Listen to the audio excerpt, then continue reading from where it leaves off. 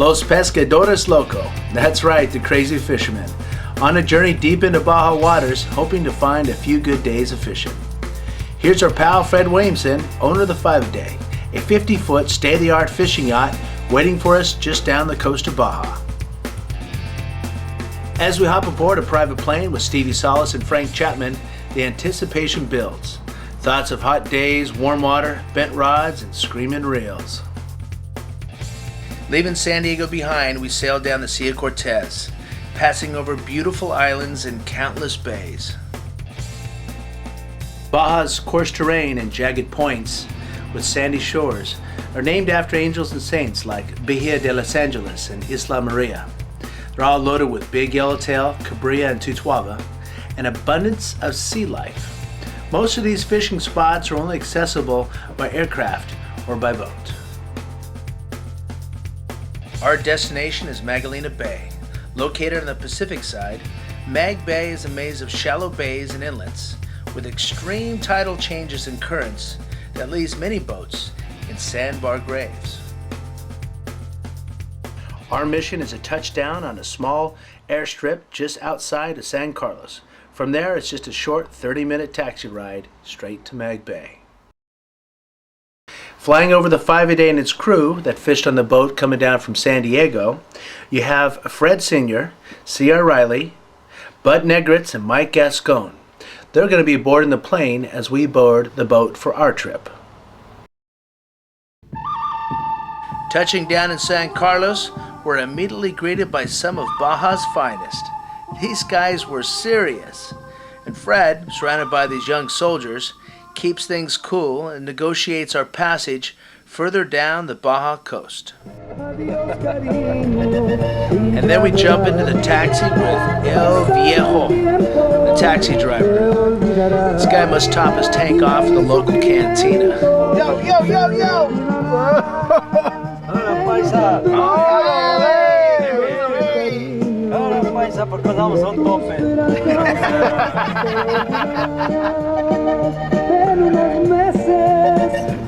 This old guy was swerving down the road, blurry-eyed and colorblind, blowing through stop signs like there was no mañana. Alto, cabrón! There we go!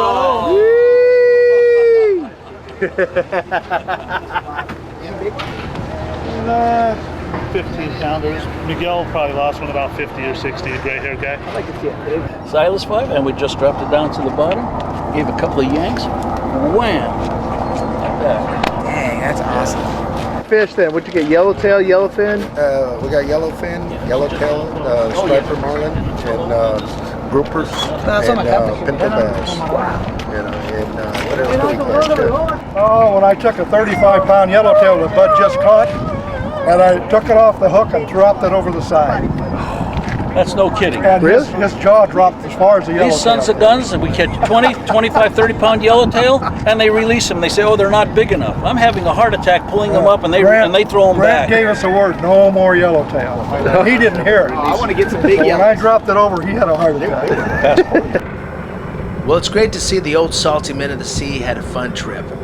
A couple of them have been fishing for over 40, 50, hell, over 80 years, and still can tell a good fishing tale. Pulling away from the harbor, Mag Bay slowly disappears in the distance, giving us all a sense of freedom. We've traveled a long way, the boat is rigged and ready, and as they say, it's time to get it on.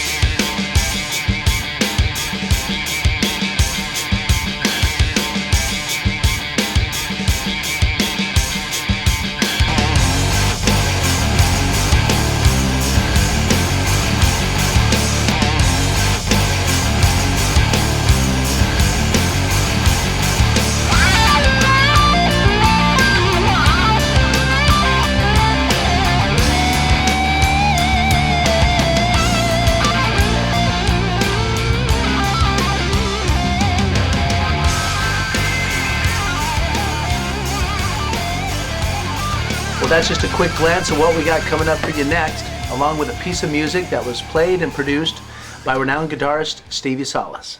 Well, Stevie's here to tell us a little bit about the old bait and switch. All right, Al, what we're gonna do here, we see a fish up ahead, so what we're gonna do, if a fish comes up on the jig, I'm gonna do the old bait and switch. I drop the bait in the macro back, the live macro here.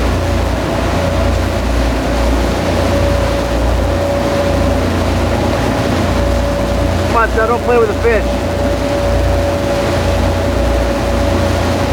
I get a live mackie like that. I wait. When the marlin comes up on the lure, I take the mackie, I drop it behind the boat. Now I let the line out with this hand while reeling the jig in slowly with this hand.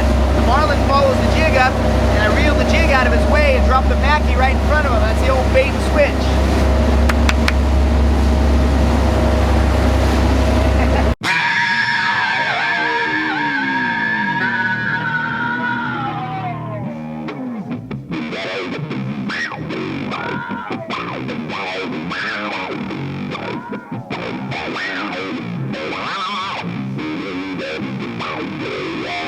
I want you to hit it. Oh, hit it quick. I want you to move, move, move. Oh, mama, hit it now. Oh, hit it quick. I want you to move, move, move. Oh, mama, hit it now. God, hit it quick. To the move, move, move. Well, you can take it to the east side, to the west. Hit it now. Good God, hit it quick. Don't wanna jump up and down, don't wanna move it all around. Hit it now. Oh, hit it quick. I want you to move, move, move. Take it for Jimmy, I'll spread it all around. Lord, hit it and quit it.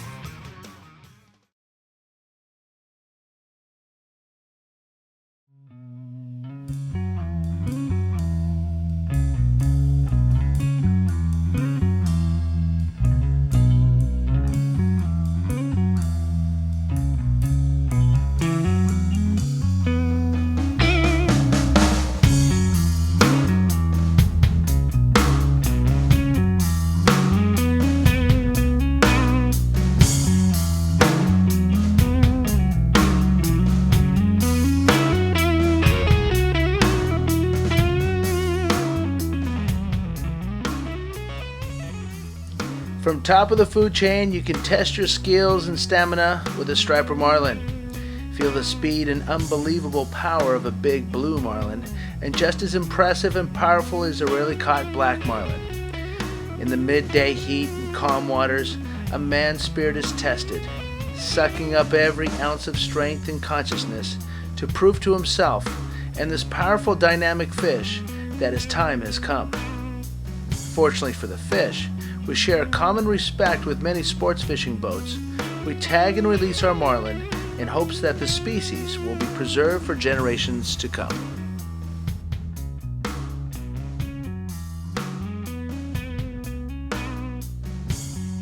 When all the elements come together, it's staggering to comprehend how wide open it can really get.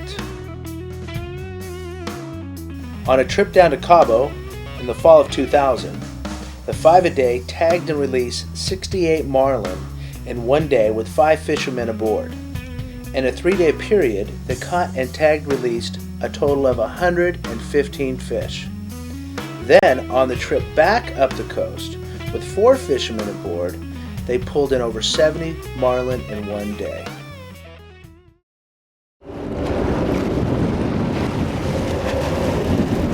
Turn it right underneath the boat, right underneath the boat. Get out of gear. It's a big one.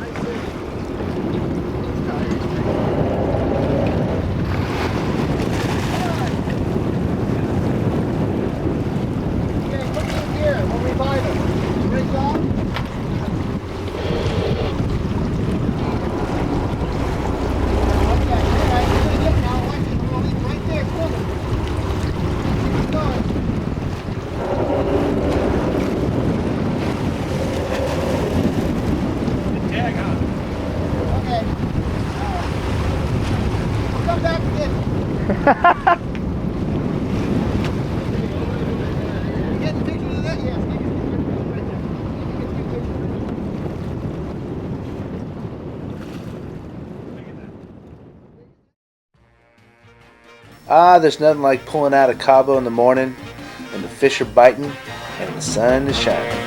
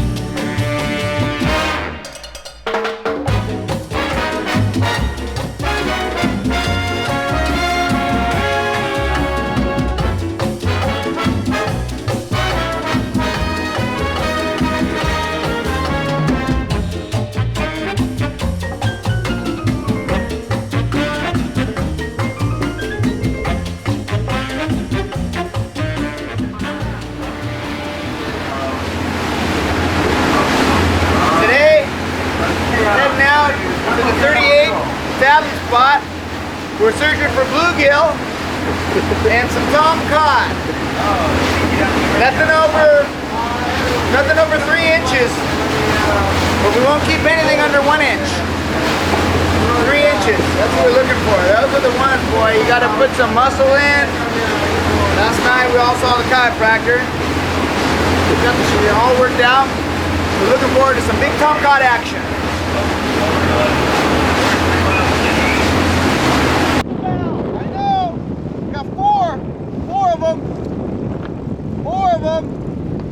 Still sleeping?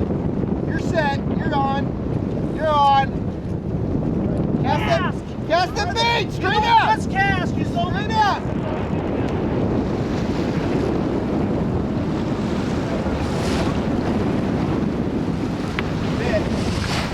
Okay. Watch out, Frank. You got to run over.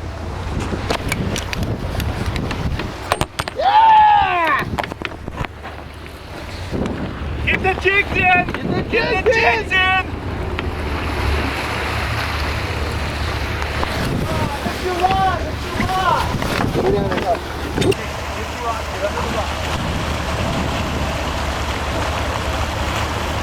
Alright! Salad! Woo! Right here, he's tailed him right here next to the boat. Okay, oh, there's another fish! Another fish coming down! Another fish right in the water! Another fish right behind the boat! Right behind the boat! I need help. Keeling line off over here, Al. All right, well, let's go take a look and see what Frank and Stevie got on their line. Oh, they're going to the bow. Let me see. He's just ripping string. This guy had him so close.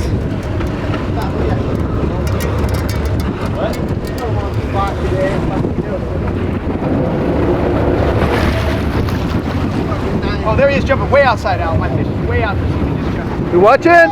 There he goes, dude. When I say break it down, we get out late, we usually catch fish. It just happens.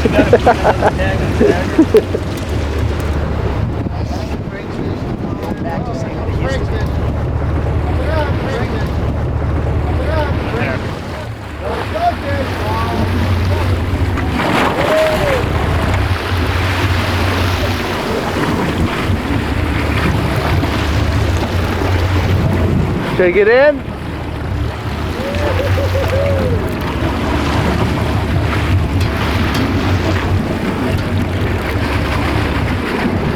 Stevie, just keep him out there. I got him. Where you got, Stevie? I got him. Hey, maybe we can sell. Hey, maybe we can sell a few copies on the Stevie's website. Yeah. Stevie going. Manu. Al. Check this out.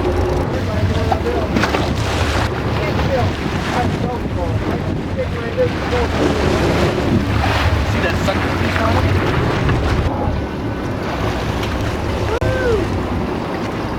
Baller. That's a little fucking.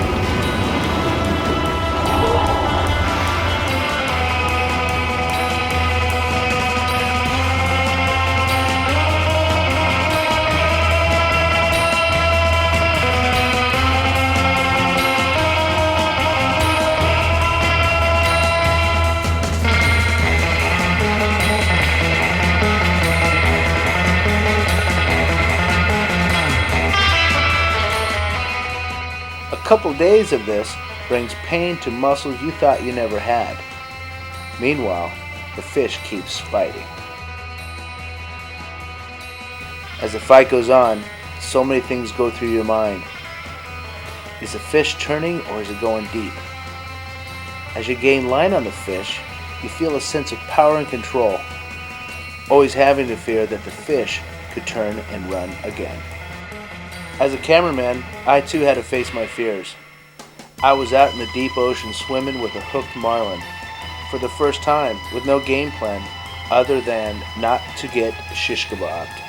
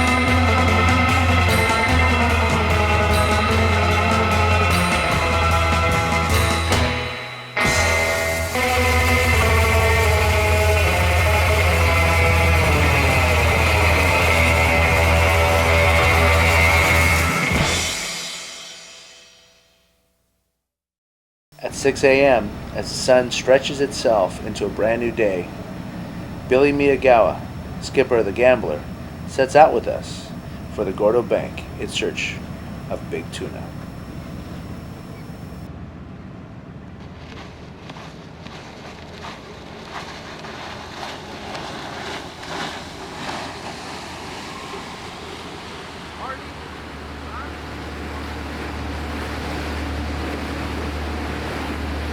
We began to head out to this renowned fishing spot called the Gordo Bank.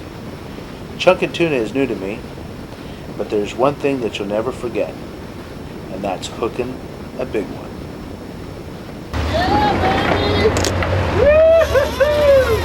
Listen to that. Okay.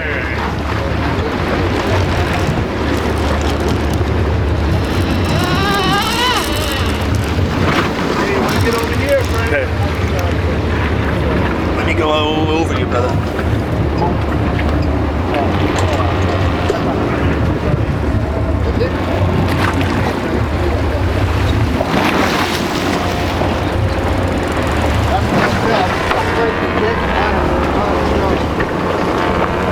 Okay, boys.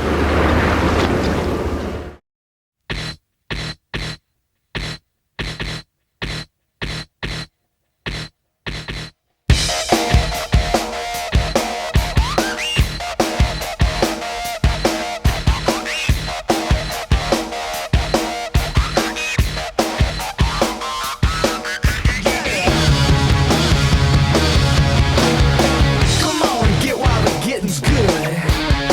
Kick all you can, yeah, it's understood. Keep on kicking till you feel fine. If that don't work, kick in double time. You'll get your kicks tearing up the ground. Sneak in and out, but don't make a sound. You go away, but you're always wrong. You get a kick out of kicking me down. You get a kick out of kicking me down. Keep the videotape going good, Al, because if this harness is on and the fish pulls me overboard, you want to capture that me flying into the ocean and drowning.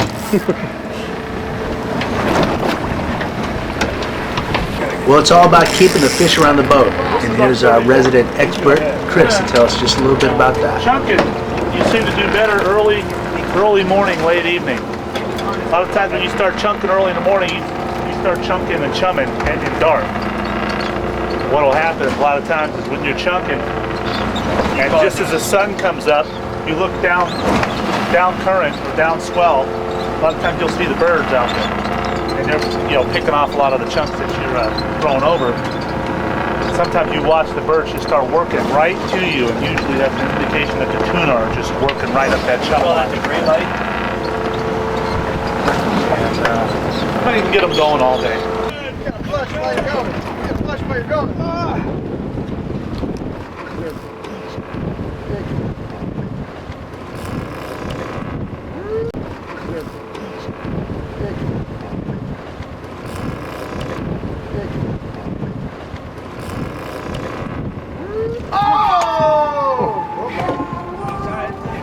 See if the knot came untied. No, mine. It's on the chunks, is that what you're saying? I think the chunk's keeping them around, and you just see them when we throw the sardines out. The fuck's the somebody fishes the chunk, boom, what, 2 minutes? You haven't been on Mackie yet. Yep, Mackie, chunk, something like a chunk. Yeah. Yep. Sacrificing the tuna. Cut them into nice chunks. Hopefully you get a bigger one.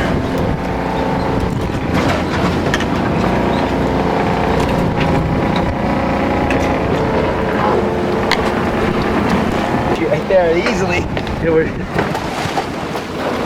To get the big grandpappy We're fish. to catch the big fish. We just like to use sashimi.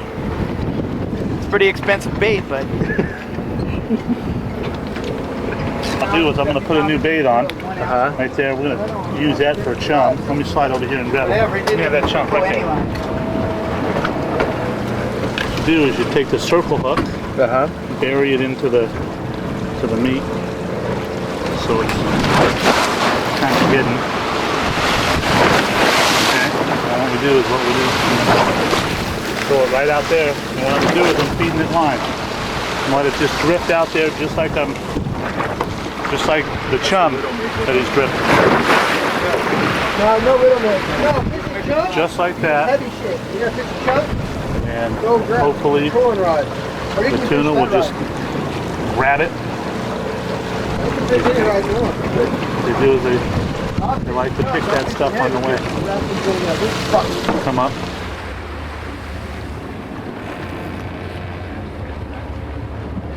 As Grant says, it's all in the chunks. Moving fast and making wide circles around the boat, the tuna wears you down. The fight goes on until either something breaks or when finally the victor prevails. Okay. Let me go over you, brother.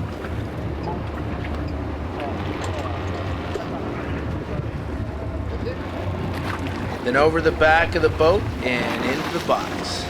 Chilled for some afternoon sashimi. Okay, boys. What's that you got there, Sal? This here is the Penn International. It's kind of an older one, 50 International 2-speed. I got 10,000 pound test on it. Most guys like to use 50 pound or 60 pound. I like to use 10,000 pound test. So, then again, guys like me and my dad, we were born a little tougher.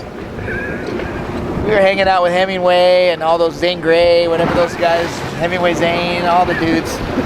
I called him Ernie. He didn't like what most folks called him Ernie, but he told me it was all right. Well, that sure was a good day at the Gordo Bank. We totaled out to about a dozen fish, all ranging between 60 and 80 pounds apiece. Well, looks like Chris has got his work cut out for him. He's chopping and slicing and dicing and getting those fillets ready for us, packing them up so we can take them back on the plane with us to San Diego.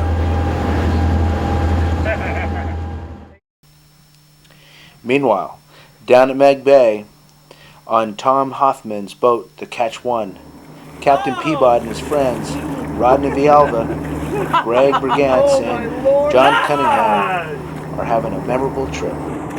Tell me you're getting this. Look at this. John, please tell me you're filming Look this. at this. This is insane. Look at this. Are you getting this? Yes. Here Keep it comes. it running, look at my camera. Oh, God. Oh, this is how you This is insane. Rodney, come on. This is how you. Oh, he left. No, he's coming back. He's underneath. He's gonna surprise attack you. Oh! Rodney, let me get him. You can touch that thing. Oh, he got me. Get on top of that. That was insane.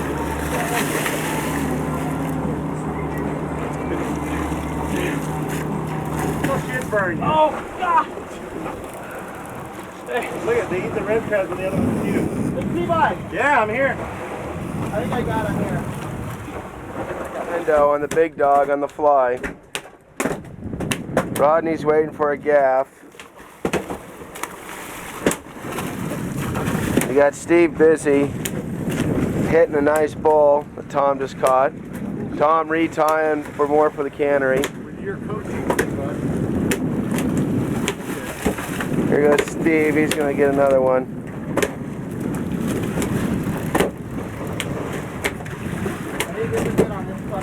Hold on, Greg. Be right with you. Coming, Greg. You're falling around. Oh, he splashes. Steve masterfully gets him. Looks like a headshot. Nice. Nice fish, Tom. Good. Rodney, careful, man. Your little fucks aren't worth it.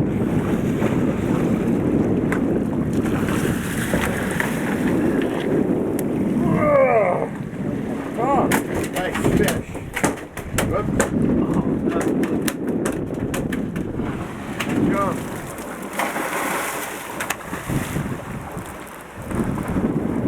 Which way's the sun? Somebody's bit on that other rod. That's like a $500 outfit.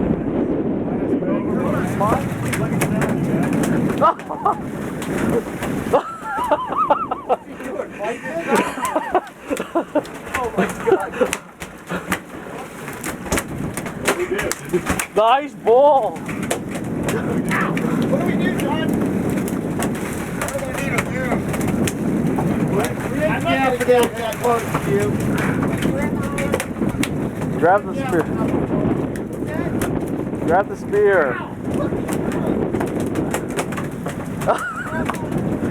What do you want me to do? Give me a gap. Give me a gap. What's that? John. Yeah. Oh, okay. That's Rodney's, one of Rodney's medium fishes. Where are they, Peabod? I don't know. Let's see. Let's see how thick they are. Bait. They're pretty thick. We've been here for all day catching up to 50-pound Dorados. Going for you, Peabod. Peabod's gonna get ready to do another lip pull with the gaff. Let's see what happens. Ta-da. I think there's some fish here, boys. Oh,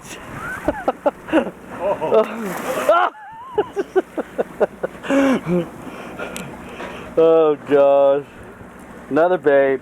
When are you gonna hang one, Bod? Hey, Rodney, can you get a shot of this guy? Hold on, we're doing the lip pull. No. Here we go again. John, I'll get a shot for you. Okay, well, he's doing this.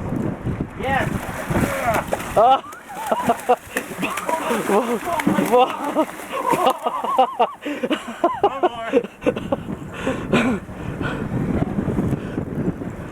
Oh, Bod. Here we go, John. Let's go see what John's doing on this side of the boat. John was coming, but he knew you were coming. He went down. Let's go see what John's doing. Oh, he's got deep color. It's been about 20 It's a minutes. big bull. 20 minutes he's had him. After about 50 Dorado for the group. Peabod. Okay, I'm gonna try and catch another one. Want your beer, John? Okay. Yeah, please. Oh, dang. Oh! What happened, Steve? Now let's do one without a bait. There they come. These aren't little Dorado either. These are all 20-pound fish and bigger. What happened to you, John? You got him on John, He's coming up, huh? That was on film. Bob got one with nothing on. He got the gap. He just took the gap. All right, we're all done. We passed the buoy. We can't fish anymore. 27 Dorado on the deck right here. All ranging from smallest, maybe 15 pounds, up to 25 plus. And we probably got another 25 in the bag. So 50 fish, maybe 60. And it's good stuff. All right, gonna go cook chili domes. Got him, baby. On the barbecue. Sitting here on the 5-a-day in the Cabo Bay, right outside my favorite restaurant for chicken soup. It's right there. It's called The Office. It's the best place to get a good cocktail, some enchiladas.